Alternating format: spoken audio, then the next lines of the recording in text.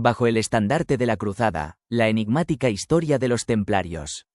Embárquense en un viaje a través de los anales de la historia, donde los caballeros templarios se alzan como legendarias figuras cuya influencia se extendió más allá de la Tierra Santa. En el umbral del siglo XI, los selyúcidas avanzaban amenazantes por el este, llevando al emperador bizantino Alejo I Comneno a clamar ayuda al Papa Urbano II. Respondiendo a su súplica, el Papa convocó el Concilio de Clermont, donde surgió un clamoroso «Deus vult». Dios lo quiere, y miles acudieron a la cruzada para liberar Tierra Santa del dominio musulmán. Entre los guerreros que respondieron se encontraban Hugo de Payns y Godofredo de Senomer, quienes en 1120 establecieron los «Pobres Caballeros del Templo de Salomón», una pequeña milicia dedicada a proteger el paso seguro de los peregrinos. En un principio, 9 caballeros, incluidos Pedro Arnaldo da Rocha de Portugal, formaban esta orden humilde. Al residir en el Monte del Templo, los templarios adquirieron su emblema, 2 caballeros montados en un solo caballo, que representaba tanto su pobreza como su dualidad como monjes y guerreros. En 1127, Hugo de Payns y sus compañeros embarcaron en una misión para obtener el reconocimiento de la Iglesia. Su carisma y devoción impresionaron al Papa, quien en 1129 sancionó oficialmente la Orden del Temple. Bernardo de Claraval, un monje cisterciense de gran influencia, escribió a favor de los templarios, argumentando que su derecho a matar en defensa propia era una malicia dirigida contra el pecado y no un homicidio. Su elogio enardeció a la orden, otorgándole el reconocimiento público. Los templarios ofrecían perdón de los pecados y la promesa del paraíso a quienes se unieran a su causa. Estas promesas, junto con la seguridad de refugio y sustento, atrajeron a nobles y campesinos por igual. Hacia el año 1300, el patrimonio de los templarios se extendía por toda Europa.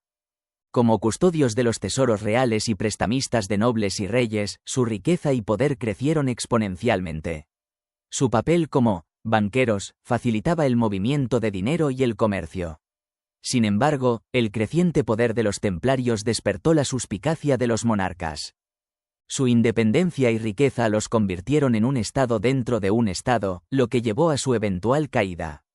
La historia de los templarios es un testimonio de la devoción, el poder y la controversia que rodearon a esta legendaria orden de caballeros.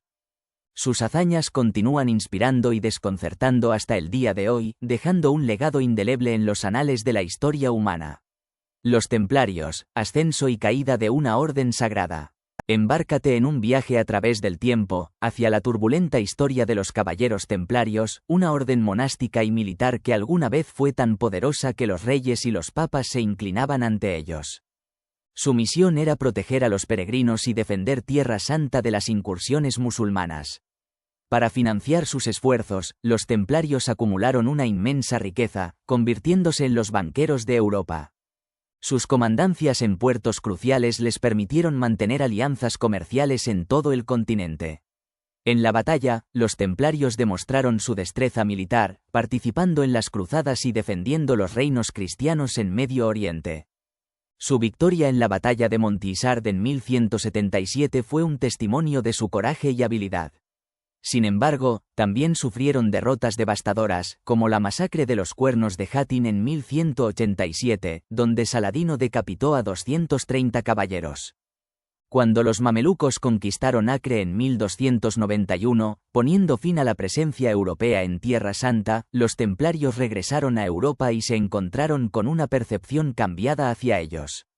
Ahora eran vistos como caballeros orgullosos y codiciosos que habían perdido el sentido de su propósito. El rey Felipe IV de Francia, endeudado y temeroso de su influencia, conspiró para destruirlos. Aprovechó los rumores de herejía y sodomía para justificar su persecución. El Papa Clemente V, bajo presión de Felipe, emitió una bula que ordenaba el arresto de los templarios en toda Europa. En octubre de 1307, la orden fue desmantelada, sus bienes incautados y sus miembros encarcelados. Bajo tortura, muchos confesaron acusaciones fabricadas, mientras que otros fueron quemados como herejes.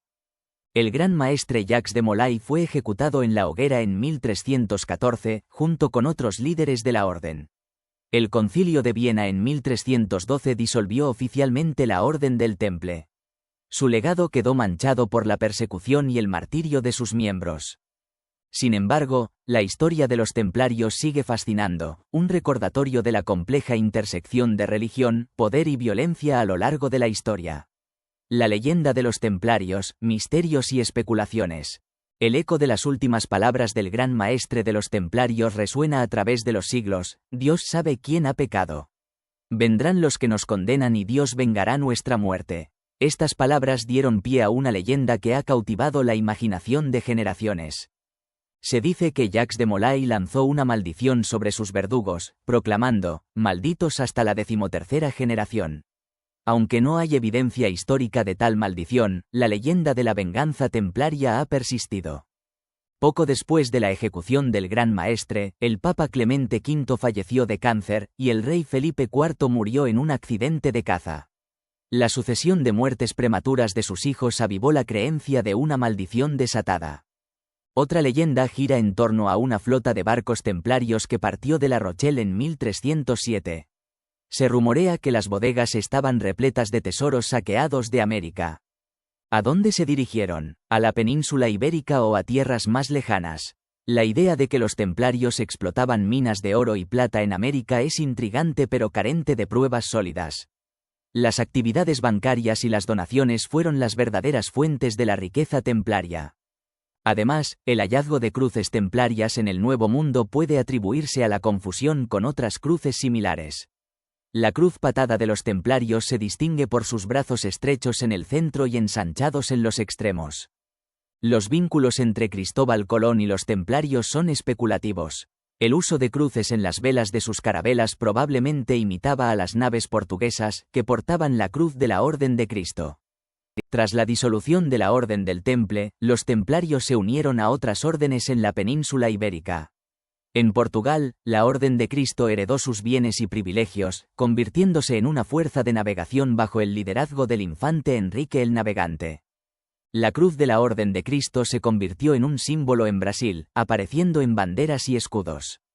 Sin embargo, no hay pruebas que respalden la popular representación de carabelas de Colón con cruces templarias. En cuanto a la flota de la Orden, su destino sigue siendo un misterio. Es posible que hayan escapado a Inglaterra, Escocia o Portugal, o que se hayan convertido en piratas, vengando la persecución de los templarios. La historia de los templarios es un tapiz tejido con hechos, leyendas y especulaciones. Sigue cautivándonos con su intriga, misterio y el susurro de una maldición que aún hoy resuena en el tiempo.